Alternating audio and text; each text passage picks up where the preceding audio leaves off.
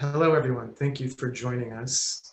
This is the A2IM Indie Week panel called Why is Our Biggest Competition Not Another Label? Joining me is Jane Abernethy from Omnian Music Group and Rose Slanic from Better Noise Music. And we're going to talk about how the marketplace has changed and how labels, don't necessarily look at other labels as their competition. Again, my name is Darius Van Arman, and I'm with Secretly Group and Secretly Distribution, and we release recordings by artists from all around the world. Some you might have heard of: Phoebe Bridgers, Bon Iver, Mitski, Japanese Breakfast, and we also distribute many different labels. And some of the greatest, including some present Captured Tracks, Sacred Bones, Temporary Residence, Asthmatic Kitty. I can go on and on. I should maybe pass the mic on now to Jane Abernethy to maybe tell us a little bit about yourself and your companies. Thanks, Darius. Hi, I'm Jane Abernethy. I'm the Managing Director at Omnian Music Group. Omnian Music Group is an independent record label group based in Brooklyn, New York. We have Captured Tracks, Cinderlin, 2MR, and Manufactured Recordings. They are our labels. And we have been in existence since 2008 and putting out mainly indie music, but also electronic, doing reissues, things that are a little poppier sometimes also. Great. And Rose Slanic, Better Noise Music. Give us a little bit of background about what you do for Better Noise Music and what Better Noise Music is all about. No problem. So I'm the GM at Better Noise Music Group. We're an integrated entertainment marketing company. So we are a label first and foremost. So we don't really distribute anything that's not signed to our label, but we also dabble in the film industry as we have Better Noise Films. And we also have a management company called 10th Street Entertainment. So it is all combined. However, I represent the label, doing GM marketing and all the fun. I also do actually I'm also responsible for Canada. So it's always fun at Better Noise Music. But unlike Jane's company, we mostly focus on rock alternative, and now we're doing outlaw country. So we're kind of more of a niche label than Jane's label or your label as well. A different niche for sure. And I'm really glad both of you are here and join me on this conversation.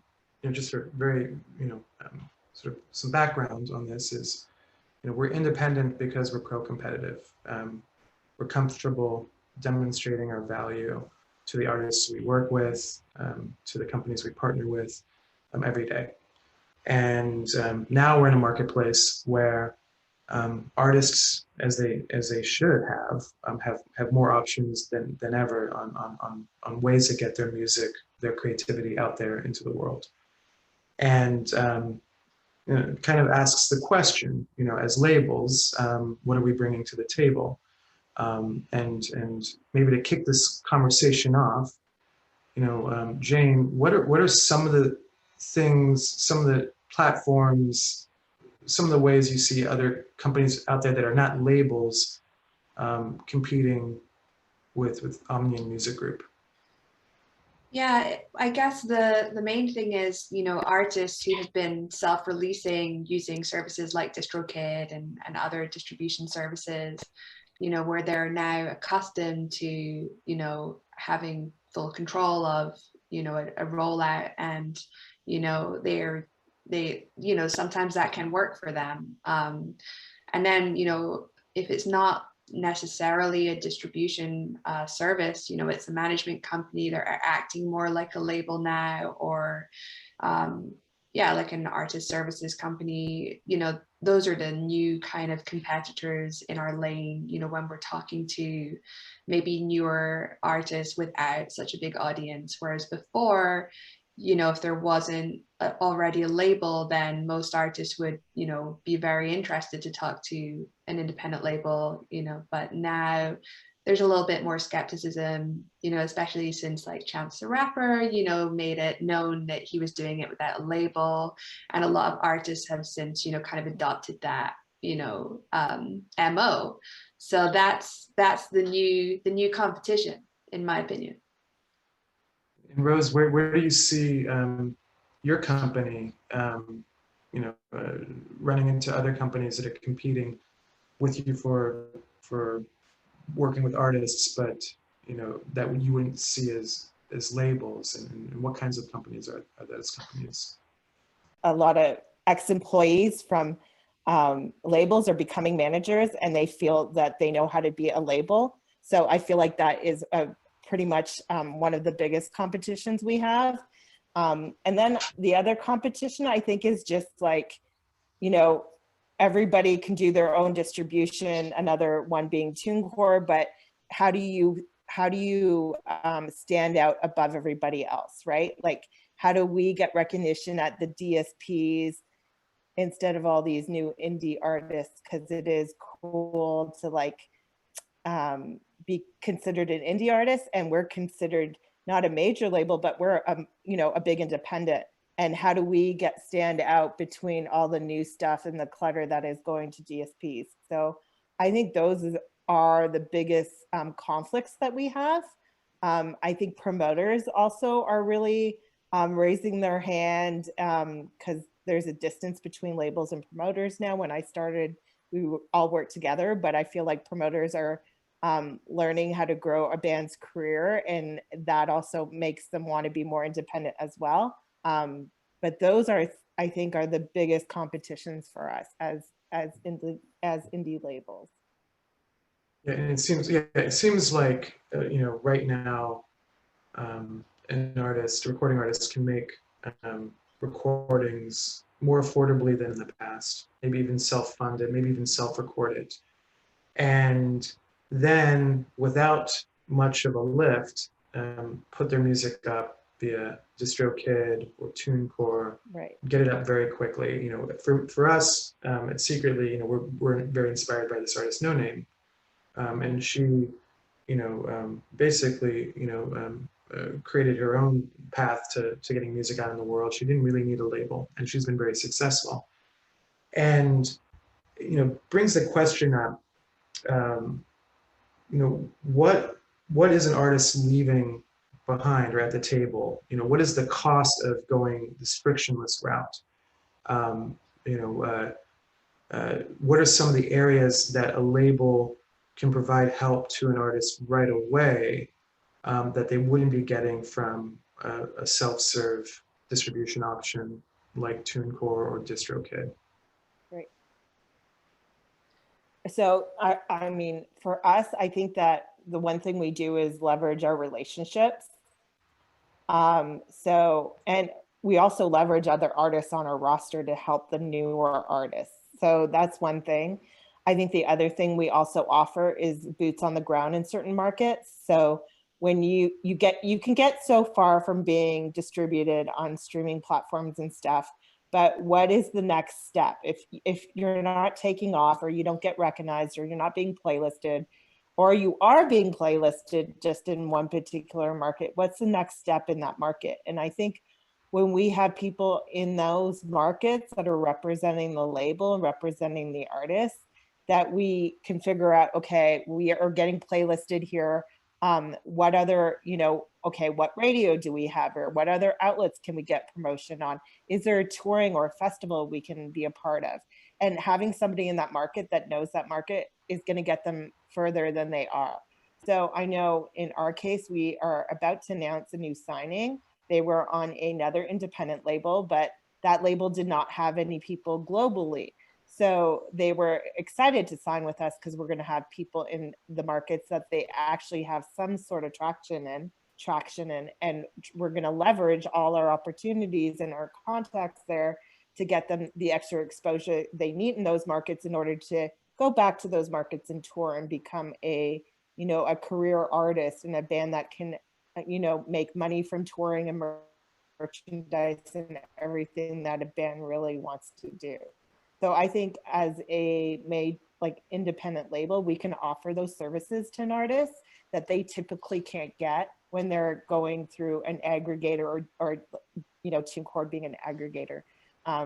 So I think that is one of the biggest things and a key selling point for our roster.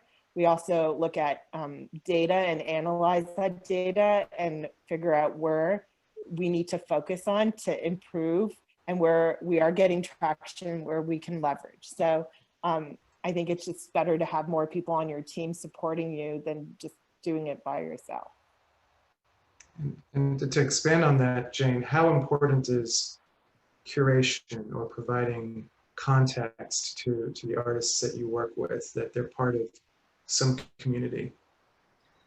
I think that can really help. I mean, I think, with a more established label, there are people who are fans of the label's output, and you might reach a bigger audience that way for sure. And then like Rose mentioned, I think a lot of indie label artists kind of are excited when there's a new artist on the label and they want to kind of get to know them and check out their music, and maybe they'll collaborate, so it is a kind of community thing as well, like for us anyway. And yeah, if you're doing it on your own, then you're missing out on that. And I think the other thing that I've noticed with artists who maybe don't have a team, who are just going through digital distribution services, is it's very much kind of one note. It's about DSPs, and maybe there isn't a lot of thought about what else makes a successful music career.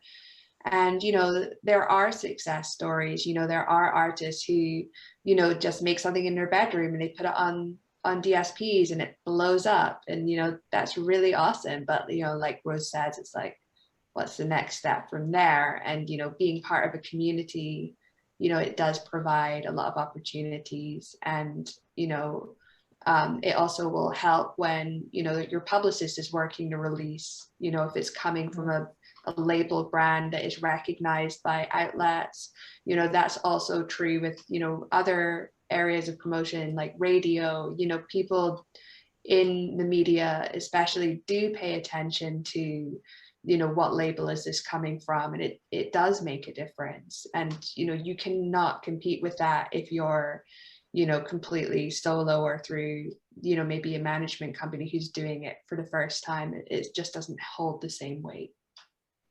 Yeah. And it also, I guess it also brings up, when you said that, Jane, a management company doing it for the first time,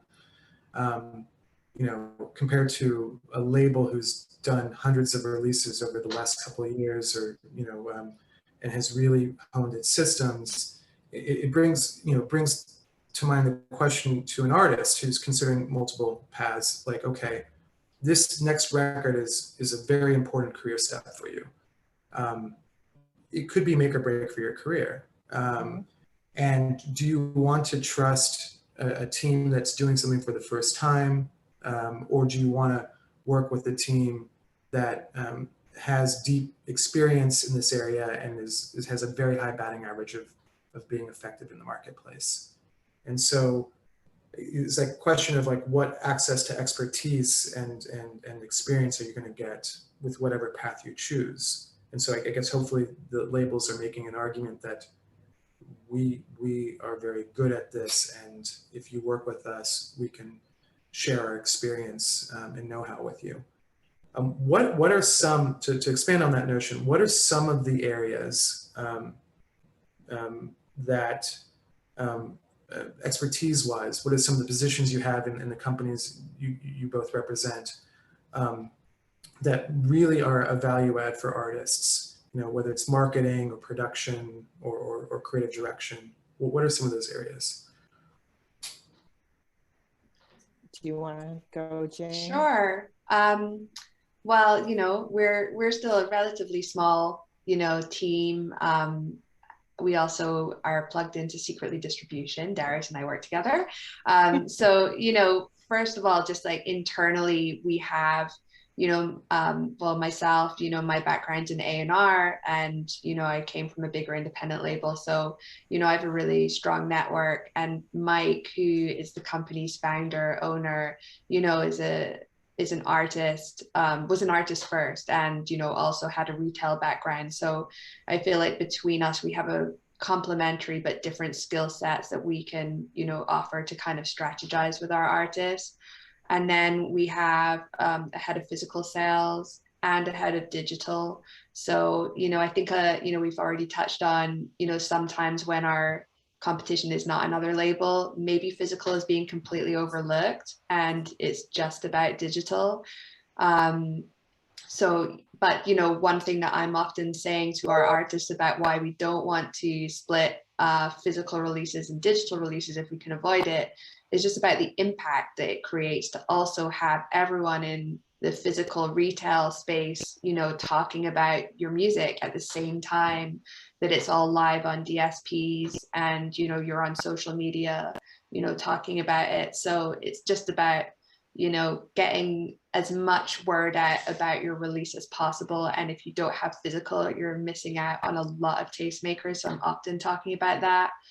It's a big part of the business, right, Jane? I mean, it's still, yeah, it's less than 50% of revenue, but it's still not far from that. And sometimes we see resurgences. Like, I think vinyl has had such a great resurgence over the last, few years. And, people, it's during the pandemic, I think a lot of people were able to actually enjoy their music collections at home, their record collection, because, they're not on the office stereo competing with each other.